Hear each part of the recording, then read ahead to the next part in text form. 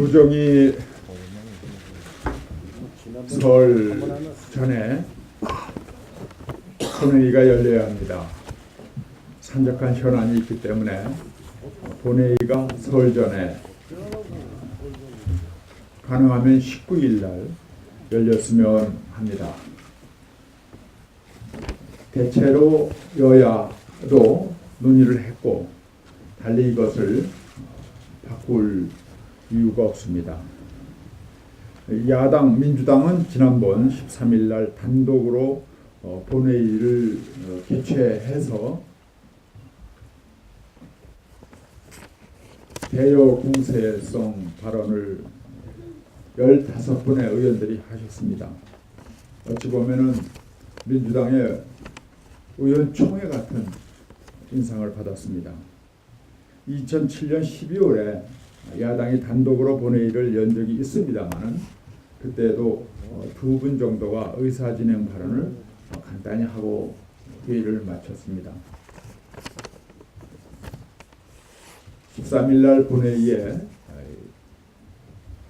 한나라당이 합의를 하지 못했던 것은 불을 보듯이 뻔하게 국회의장에 대한 공격이 시작이 될 텐데 당시 국회의장은 외국에 순방 외교 중이기 때문에 도리상 또 국민을 대표하는 대표자로서의 국회의장의 외교 활동에 지장을 주지 않는 것이 옳고 곧 국회의장께서 돌아온 후에 19일 날 본회의를 열어서 말끔히 모든 문제를 마치자고 제안했는데 이것이 거절되고 민주당이 홍재영 민주당 측 부의장 계신 틈에 본회의를 열었던 것입니다.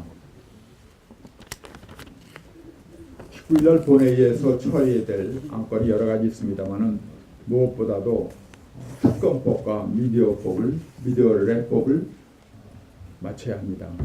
특검법은 야당이 안을 만들어냈습니다. 대체로 여당도 동의하나 그 제목을 마치 한나라당이 그 디도스 문제를 한나라당 자체가 개입한 것처럼 제목을 정하는 문제며 또 특정해서 어느 기관이 개입을 한 듯한 인상을 주는 법안보다는 일반적으로 포괄적인 법을 만드는 것이 옳다. 누가 했는지 무엇을 했는지 문을 열고 수사를 하도록 해야지 여당만 그리고 특정한 기관들만 수사의 대상으로 하는 것은 오히려 합당하지 않고 이것은 정치적 공세로 보일 염려가 있다 하는 부분 외에는 모든 것을 다 받아들이고 있습니다. 이 부분에 대해서 여야가 원만한 합의를 보고 가급적 19일 날 이 법안이 마쳐지기를 간절히 바랍니다. 미디어의법은 이미 여야가 합의를 도와서 그 내용대로 법안을 만들면 됩니다. 문광위에서 나온 법안을 그대로 하면 되고 그 부분에 대해서 다른 법안을 수정안을 낸다는 것은 법사위에서 불가능합니다. 법사위에서는 자기 수정, 체계에 대한 문제만을 다루기 때문에 그 범위 내에서 논의해서 결론을 내길 바라고 더 이상의 수정이나 새로운 제안은 이제 법사위에서는 늦었다.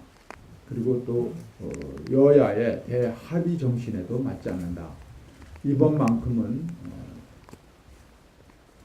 합의된 대로 법안이 되고 또 표결에 불참하거나 나중에 다른 이야기를 하지 말고 민주당이 공당으로서의 합의 정신을 지켜주기만을 바랄 뿐입니다. 다시 민주당이 19일 날 하지 말자라는 이야기를 내보낸다고 해서 평화를 금치 못하겠습니다. 구정 우리 서울 정인의 이 문제가 말끔히 해결되는 것을 얼마나 많은 국민들이 바라는지 민주당도 생각을 하셔서 19일 날 본회의가 반드시 열리기를 간곡히 바람하지 않습니다. 학교 폭력 대책과 관련해서는 한나라당은 지난주 1월 11일 날 정부 측이 마련 중인 학교 폭력 대책안에 대해서 미봉책에 그치지 않도록 하기 위한 중간 점검 당정 협의를 가진 바가 있습니다. 이어서 내일 10시에는 학교 폭력 현장의 목소리를 듣는 간담회를 저희들이 마련했습니다. 학교 폭력 피해자 가족들의 애끓는 고통의 목소리를 직접 들을 예정입니다. 그리고 학교 현장에서 아이들을 지도하고 계시는 생활지도 부장 선생님, 또 위센터를 비롯해서 학교 폭력 콜센터의 상담원, 또 청소년 시설의 상담 선생님 등 전문가들을 모시고 현장의 다양한 목소리를 들을 계획입니다.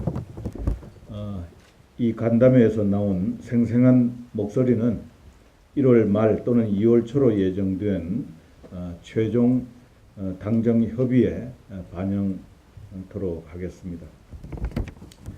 학교 폭력 피해자들은 보복이 두려워서 숨 죽이면서 피해 다녀야 하고, 가해자들은 거꾸로 보복 협박을 하면서 큰 소리 치고 다니는 학교 현장의 약육강식의 이 정글 법칙이 지배하고 있는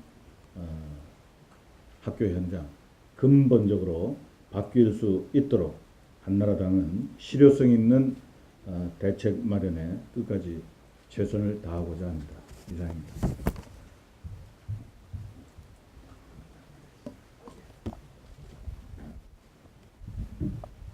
그리고 제가 들어오면서 우리 기자들로부터 질문을 좀 받았는데, 아침에 정책쇄신분과위원회 비대위 정책쇄신분과위원회에서 출종제 문제를 다루지 않느냐, 이제 보도가 일부 있었기 때문에 질문을 받았는데, 오늘 그 문제는 전혀 다루지 않는다 하는 말씀을 추가로 드리고, 오늘 정책쇄신분과에서 논의되는 내용에 대해서는 이따가 그 대변인 역할을 하고 있는 권영진 자문위원께서 브리핑을 해드리도록 하겠습니다. 철도 운영 민강 개방에 관련해서 몇 말씀 드리겠습니다. 최근 논란이 되고 있는 고속철도 운영권 민영화에 대해 말씀드리겠습니다. 우선 지난 12일 한나라당 비대위가 민영화 반대 입장을 표명한 것에 대해 일부 언론들은 너무 쉽게 결정하지 않았나는 식으로 보도가 되었습니다. 하지만 본인만 하더라도 이미 지난 12월 말에 정부의 민영화 계획을 파악한 후 각계각층의 다양한 의견을 들은 바 있습니다. 특히 지난 9일에는 박근혜 비상대책위원장에게 민영화 추진의 문제점을 보고했고, 정책위 의장과도 이 문제에 대해서 심도 있게 의견을 나눈 바 있습니다. 이런 점에서 봤을 적에 너무 쉽게 문제를 해결했다라는 보도는 조금 잘못되지 않았나 하는 그런 생각이 들었습니다. 어쨌든 국토부가 수서발 KTX 운영권 민영화를 총선 이후로 연기한 것은 현명한 판단이라고 생각합니다. 다만 중요한 것은 앞으로 철도 산업의 발전을 위해 정부가 보다 구체적인 대책을 국민들에게 제시해야 할 것입니다. 이번에 국토부가 밝힌 운영권 민영화 추진 이유는 경쟁체제 도입을 통한 철도공사의 경영 효율화와 요금 인하 등 국민의 편익의 증진이라고 말씀하셨습니다. 하지만 아쉽게도 경쟁 체제가 도입되면 어떻게 철도공사의 경영이 효율적으로 바뀌는지에 대해서는 제대로 설명을 하지 못하고 있습니다. 알짜배기 수익 노선의 운영권을 민간에게 넘기는 것이 또 다른 재벌 기업 특혜라는 세간의 의혹에 대해 적정 이윤을 제외한 초과 수익은 선로 사용료 등을 통해 환수하겠다는 해명식이 설득력이 부족하다 하겠습니다. 요즘 불경기의 적정 이윤을 보장한다는 것 자체가 특혜 의혹을 불러올 수밖에 없다는 점을 신중하게 생각해야 될 것입니다. 철도공사가 그동안 소위 경영 효율화를 추진하는 과정에서 일선 검수요원이나 기관사 등 철도의 안전 운행에 꼭 필요한 인력을 감축해 철도공사가 구성원은 물론 국민적으로부터 비판을 받고 있다는 사실도 간과해서는 안 될 것입니다. 경쟁체제 도입으로 바꾸고자 하는 경영 효율화의 목적이 무엇인지도 구체적으로 밝혀줘야 합니다. 국토해양부가 기왕의 총선 이후로 민영화 추진 일정을 연기한 만큼 앞으로 이 문제에 대해서는 더욱 신중하게 접근해 줄 것을 강력하게 요청드립니다. 총선 일정으로 인해 현실적인 어려움이 있겠습니다만 철도 문제는 국민 생활과 직접적인 관련이 있는 문제인 만큼 당 차원에서도 보다 적극적으로 검토하고 국민의 편에서 이 문제가 해결돼야 된다고 생각합니다.